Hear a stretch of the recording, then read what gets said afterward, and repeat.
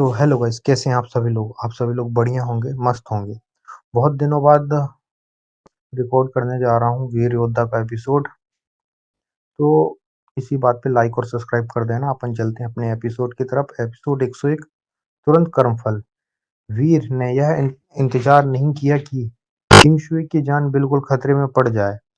जब वह उसे बचाने आए, जैसे ही जियांग वेई ने हमला किया, उसी क्षण वीर की छलांग लगाकर नीचे उतरा। जमीन पर उतरते ही उसने अपना दायां पैर जमीन पर जोर से पटका और विस्फोटक गति से जियांग वेई की ओर दौड़ पड़ा। वीर ने बिल्कुल भी दया नहीं दिखाई। जब यह जियांग वेई के पास पहुंचा तो उसके पास उसने उसके हाथ की तलवार खनक के साथ म्यान से बाहर निकली और सीधे जियांग वेई की पीठ पर वार कर दिया। जैसे ही उसने हमला किया, उसने घातक प्रहार किया। वीर की स्वभाव से खून का प्यासा इंतजार नहीं था, लेकिन इस बार उसके पास कोई दूसरा विकल्प नहीं था। उसके सामने खड़े चार लोग सबको मारकर राज छुपाना चाहते थे और उसे किंगशियो को बचाना ही था। इसलिए दोनों पक्षों के बीच कोई गुंजाइश नहीं थी। जब बातचीत की कोई गुंजाइश ना हो तो सीधा घातक वार करना ही सबसे अच्छा होता है। जब जियांग वेई किंगशुए से लगभग 3 मीटर दूर पहुंचा, तभी उसके चेहरे का रंग अचानक बदल गया। उसने बिना एक पल गंवाए मुड़कर अपने भाले से वार कर दिया। टन की आवाज आई।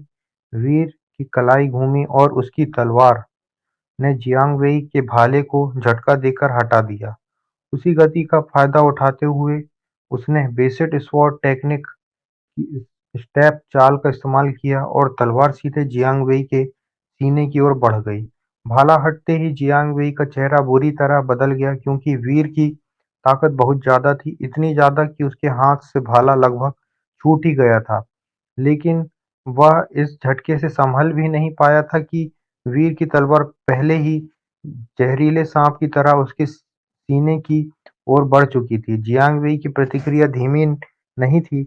उसने तुरंत अपना दायां पैर जमीन पर पटका और पीछे की ओर छलांग लगाई ताकि तलवार से बच सके। लेकिन ठीक उसी क्षण वीर ने गेल स्टेप तकनीक का इस्तेमाल किया। उसका शरीर बिजली की तरह आगे बढ़ा और एक चमक के साथ उसकी तलवार जियांग वेई के सीने को भेद गई। जियांग वेई ने अपने सीने में बने छेद को देखा। उसके चेहरे पर अविश्वास और अनिच्छा साफ दिखाई दे रही थी। क्या मैं ऐसे ही मर गया? मेरे पास तो अभी बहुत सी तकनीकें और गुप्त हथियार बाकी थे। वह यह भी देखना चाहता था कि उसे मारने वाला कौन था, लेकिन उसकी चेतना समाप्त होने से पहले वह यह नहीं देख पाया। किंगशुए यह दृश्य देखकर स्तब्ध रह गई। उसकी आंखें चौड़ी हो गई। फर्स्ट हेवन रियलम का विशेषज्ञ ऐसे ही मर गया। वीर ने किंगशुई की ओर सिर हिलाया, फिर उसने दूर चली रही लड़ाई की ओर देखा। वहीं अभी 6 लोग खड़े होकर लड़ रहे थे। नहीं, वह 5, क्योंकि मार्शल फ्यूचर अकादमी का एक शिष्य पहले ही मर चुका था। इसी समय शुआन मिंग और बाकी लोग भी लड़ाई रोककर वीर की ओर देखने लगे। मार्शल फ्यूचर अकादमी और ब्राइट मून सेक्ट के लोग पहले हैरान हो चुके थे, फिर उसके चेहरों पर खुशी आ गई, क्योंकि उन्हें लगा कि यह नया अकादमी उनके पक्ष में है।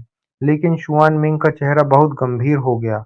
उसे उम्मीद नहीं थी कि कोई छिपकर देख रहा है, और यह तो बिल्कुल नहीं कि जियांग वेई को कोई एक एक ही बार में मार देगा।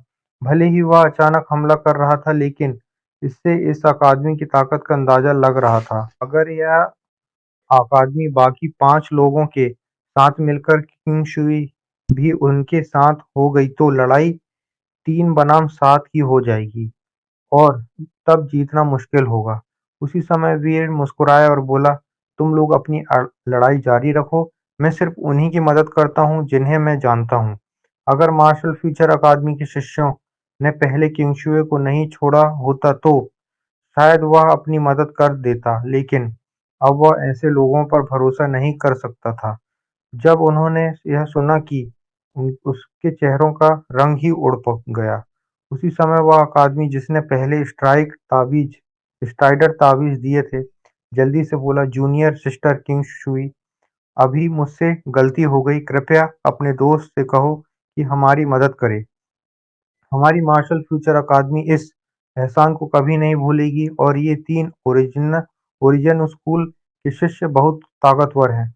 अगर हम सब मिलकर नहीं लड़ेंगे तो कोई नहीं बचेगा। किंग शुए थोड़ी सी सोच में पड़ गई। वह चाहती थी कि ये लोग मर जाएं, लेकिन वह जानती थी कि उनकी बात पूरी तरह गलत भी नहीं है। इसलिए उसने वीर की ओर देखा।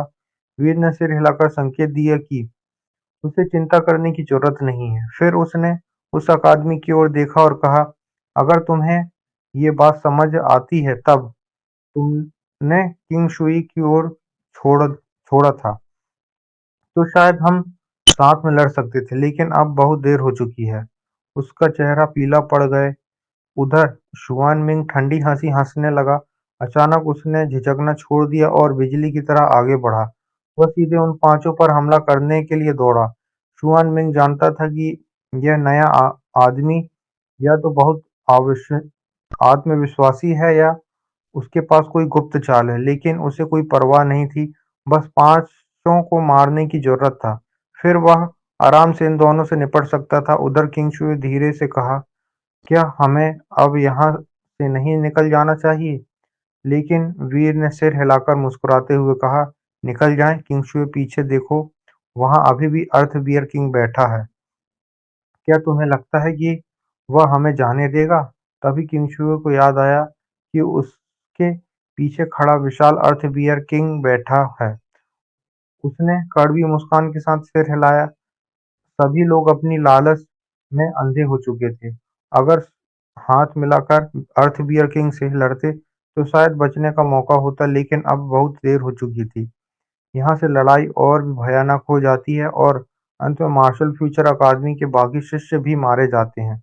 आखिर आखिरी में शुआन मिंग और उसके दो साथी मुड़कर वीर और किंगशुई की ओर देखने लगे। तो एपिसोड को मैं यहीं एंड कर रहा हूँ। बाकी मिलते हैं बाद में।